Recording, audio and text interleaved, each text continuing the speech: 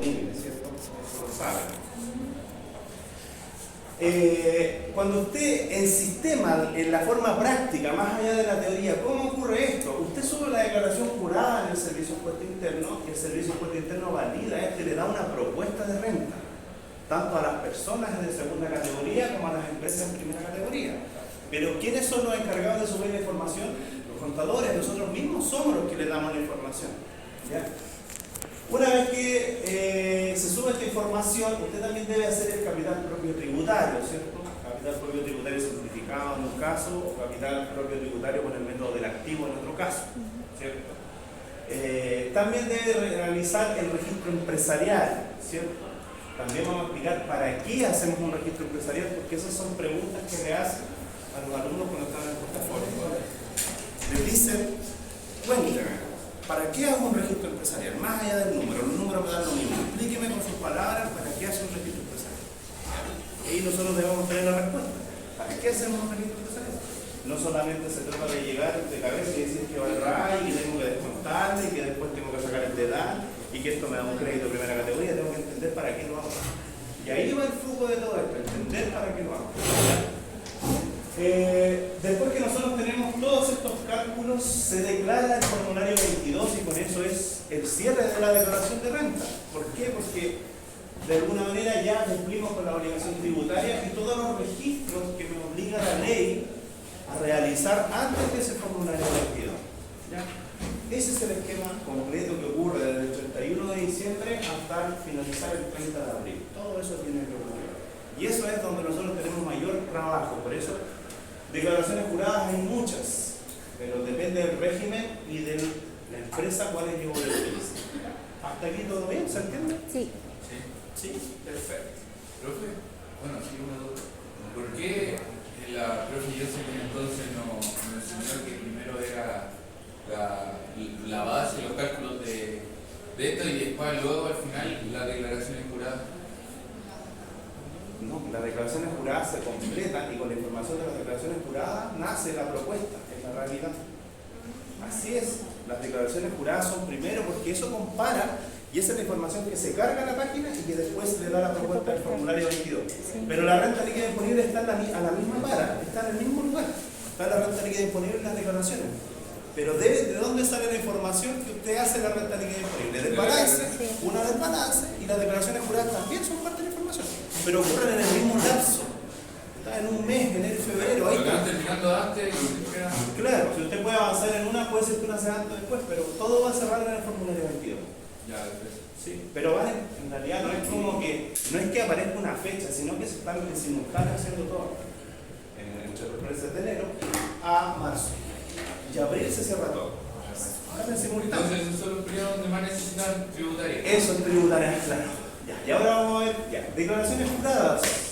Documentos oficiales que toda empresa debe presentar para realizar la contabilidad y llevar adelante los procesos tributarios de manera correcta. Sin embargo, y de acuerdo a los cambios en la legislación, estos pueden ir variando respecto a cuáles presentar en un periodo determinado. Declaración jurada, ¿cierto? Mi palabra que yo pagué 1.100.000 de sueldos en el año 2021. Esa es mi palabra. Que yo pagué 500.000 pesos de impuestos de segunda categoría en el 2021. Mi palabra que yo estoy arrendando una oficina y estoy diciendo que pago 120.000 pesos mensuales por esa oficina. Declaro bajo juramento. Esas son las declaraciones juradas. ¿Ya? De eso se trata. El régimen 14D número 3 para el año AT 2022, periodo comercial 2021, tuvo estas 5 declaraciones juradas que son las que aparecen en el esquema de acá. Me imagino que también las están viendo. 1835, 1879, 87, 1946, 1948. ¿Ya? Las declaraciones juradas aplican en el sentido de las cosas que tiene la empresa.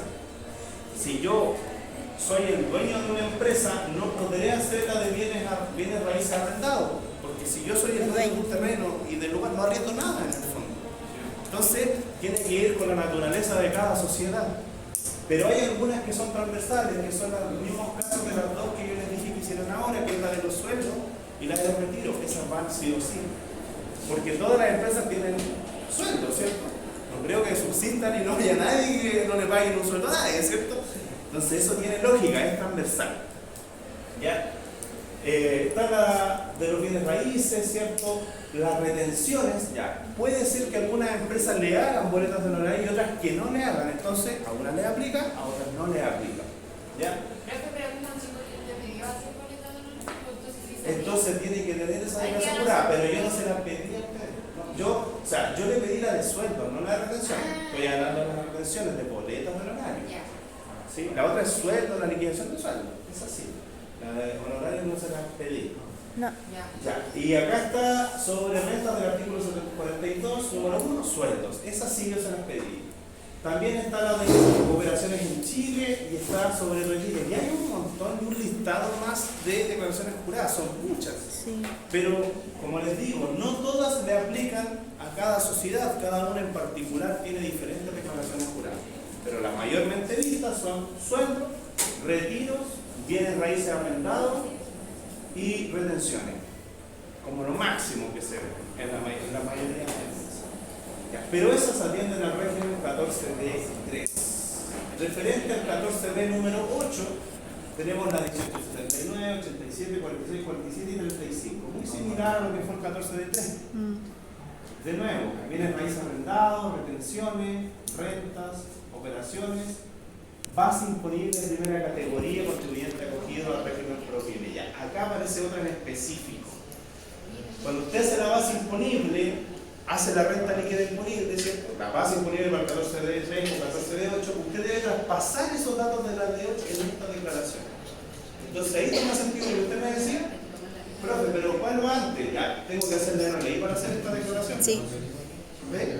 Pero están en simultáneo, porque si no tengo la RLI, ¿cómo voy a tener la base imponible para crearla? No lo voy a hacer. Pero estas tienen diferentes plazos, si se fija. Esa tenía 24 de marzo, 28, esta en junio. Hasta en junio podía completar esa, le daba un chance más.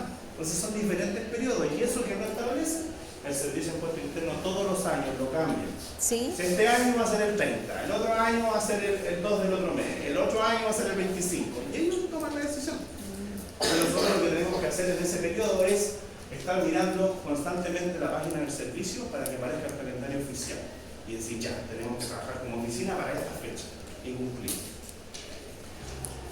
Ya, es el caso del 14D número 8, está el caso del 14A, y el 14A tiene muchas más declaraciones, ya el esquema ya se ve más grande. ¿Ya?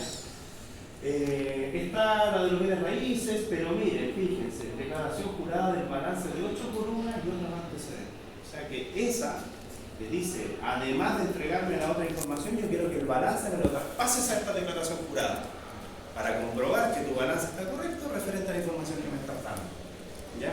Esa es otra declaración jurada. Retenciones, sueldos, declaración jurada anual de caracterización tributaria global sobre base imponible de primera categoría. Hay que pasear la RLI nuevamente en esa declaración jurada y estas son parte del régimen 14A del año tributario 2022. Entonces, ese es el esquema y ahí están las fechas y se va entendiendo un poquito de cómo va la información pasando de un lado a otro.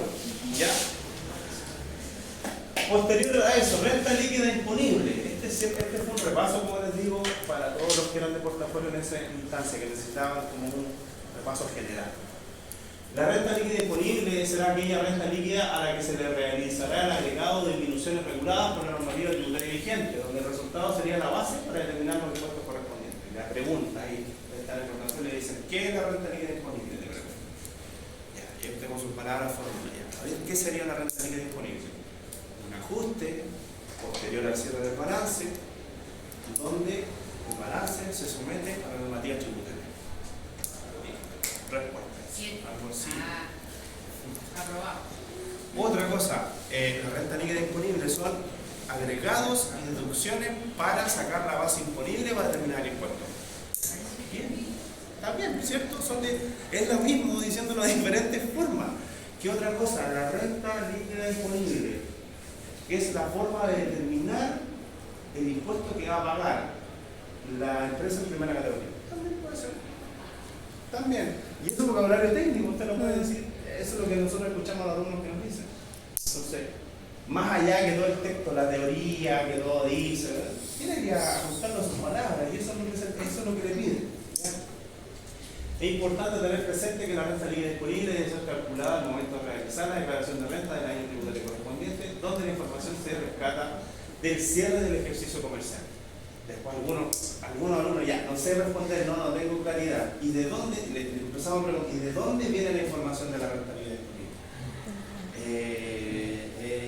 Se trae ¿de dónde? Del balance primero. ¿De dónde viene? Así como, ¿de dónde viene? Del balance una parte. Y la otra, ¿qué la compone? Las declaraciones juradas. Listo, salió a flote. Y así le vamos preguntando para saber cómo sabe el proceso. Profe, y si en ese caso uno le diera una respuesta de libro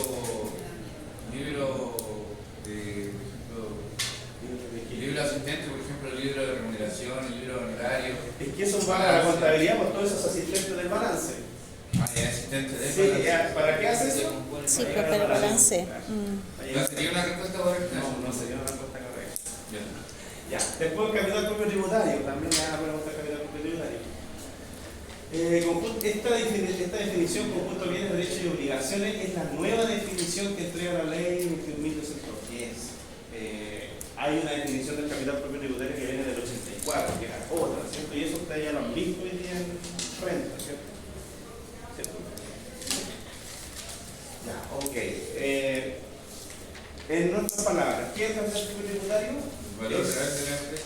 El valor de la empresa en términos tributarios y no financieros. ¿Cierto? El valor. Porque si me dice bienes, derechos y obligaciones, me está hablando de activos pasivos.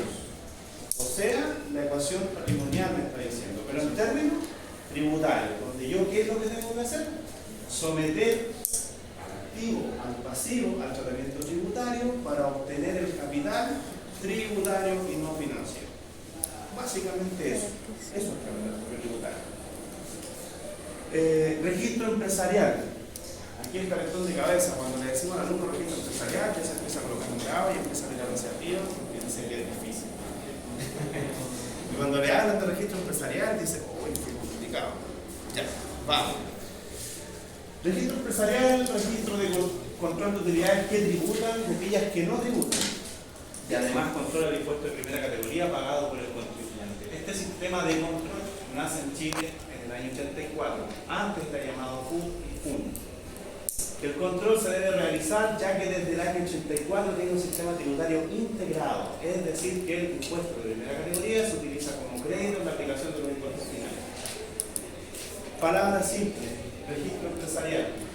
Necesito saber las rentas que van a tributar y que van a pagar impuestos cuando los dueños retiren el dinero. Y necesito llevarle en un registro, que va a ser el registro empresarial. Nada más que eso. ¿Y por qué debo llevar un registro empresarial? Porque los impuestos de primera categoría me sirven como crédito cuando el dueño tenga que pagar su impuesto. Nada más que eso. Así de simple. Sí, porque los socios deben retirar dinero y deben pagar impuestos por ese retiro que hacen, ¿cierto? ¿Y dónde controlo los créditos que tengo para rebajarle el impuesto que va a pagar? Lo controlo en el registro empresarial. Si no tuviera registro empresarial, el dueño de la empresa tendría que tener un monto y pagar impuesto directo y no tener ningún descuento. Pero como existe un registro empresarial, va a tener un descuento. ¿Y por qué se denomina que el sistema es integrado? Otra pregunta. ¿Por qué el sistema tributario chileno es integrado? Pregunta de portafolio. Porque el crédito de primera categoría lo puedo utilizar para rebajarle dinero al impuesto que va a pagar el dueño. Por eso dice que es integrado. Se integra en la primera categoría y en los impuestos finales. Se integra. Por eso el orden de regulación dice, usted tiene derecho a ocupar el 100% del crédito en este caso, y en este otro caso solamente el 35%. Sí. Por eso. ¿Sí? ¿Se entiende? ¿Sí? Esta es como una aclaración. En el fondo esto va a hablar un poquito y hacerle la bajada más sencilla de toda esa teoría que está encima de todas esas leyes. Es como eso. ¿Ya? Entonces, pregunta, ¿qué es el registro empresarial? Es un registro que controla sus utilidades tributables y no tributables y se hace básicamente para llevar el control de los retiros que hacen los socios y ver cuánto es el crédito que le corresponde por impuestos de primera categoría que pagó la empresa cuando haga el retiro de esos socios. Nada más que eso. Eso es el registro empresarial. Sí. Términos prácticos. Formulario 22. El formulario 22 es el documento que permite realizar la declaración de renta anual para el cálculo, se me cayó, el impuesto de primera y segunda categoría. ¿Por qué dice primera y segunda categoría? Porque las personas tenemos que pagar nuestros impuestos también, ¿cierto? Las empresas pagan el impuesto y las personas también. Cuando ustedes apoyaron la declaración de renta, ustedes estaban viendo el formulario 22 de esos contribuyentes, pero lo veían en pantalla, como que ustedes no le dan, es el formulario 22 que aparece en la pantalla, ¿recuerdan? Sí. Entonces, el formulario 22 es la etapa final del proceso de renta que realiza el contribuyente de primera y de segunda categoría. Y al realizar esta operación y de acuerdo a los ingresos o cantidades anuales, se podrá solicitar la devolución de declaración de impuestos, que dependerá del caso al momento de realizar el cálculo para la devolución. Puede ser. Puede haber Entonces, devolución o pago. simplemente, también usted puede decir que es el formulario 22, es otra declaración jurada final, en la cual yo estoy entregando los datos y estoy cumpliendo la obligación tributaria con el servicio contributivo. Listo, respuesta lista del formulario 22. Aquí te pregunto, ¿qué es el formulario 22? Como ya penal sin arquero. Penal sin arquero, dígame qué es el formulario 22. No sé. Documento que tengo.